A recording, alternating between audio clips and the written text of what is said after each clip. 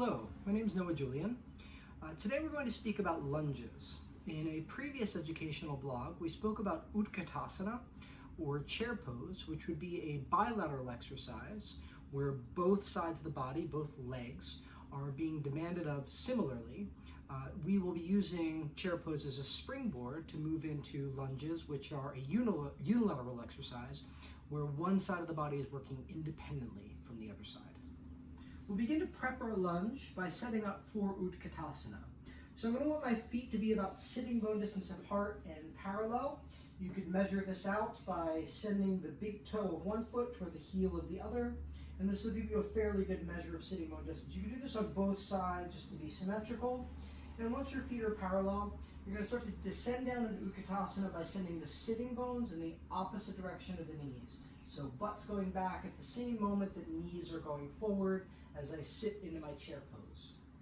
For those of you that have balance issues, you'll have a chair on the side of whatever leg is staying forward. So my right leg is going to stay forward. I'm going to place my right hand on the chair to aid me in this balance.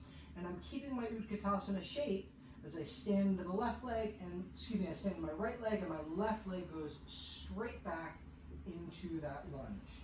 I want to step back far enough that I can keep my right knee right on top of my ankle, and I'm in this lunge with nice squared hips. If you don't need the chair, you can bring both hands to the hips. You could also work on reaching the arms up toward the ceiling, but I'm still staying engaged through my abdominals, so I'm not arching back and losing that support of my lower back as I'm in this lunge.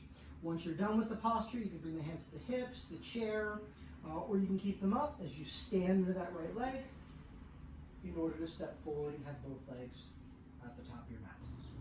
Assuming you've done both sides of your lunge, right leg forward and left leg forward, if you decide you'd like a harder variation, this also can be done by transitioning from the high lunge into a low lunge.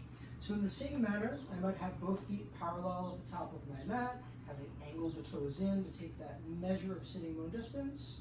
And then I'll step my foot back once I'm in my high lunge with my stack, with my hips squared straight toward the front of my mat.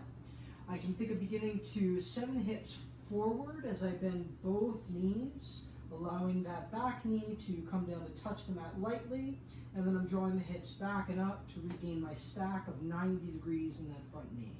Again, both hips can go forward as I roll through the toes of the back foot to bring the back knee down into my low lunge, and I'm coming back up to my high lunge. Note that when I descend down, I'm never resting in that back knee. It's never collapsed down. I'm always engaged so that I can pull straight back up into the 90 degrees. And when I'm done with this, I stand firmly into my front leg in order to step forward. If you've been finding benefit with the material that I've been releasing, I'd appreciate you liking this video and perhaps subscribing to the YouTube channel.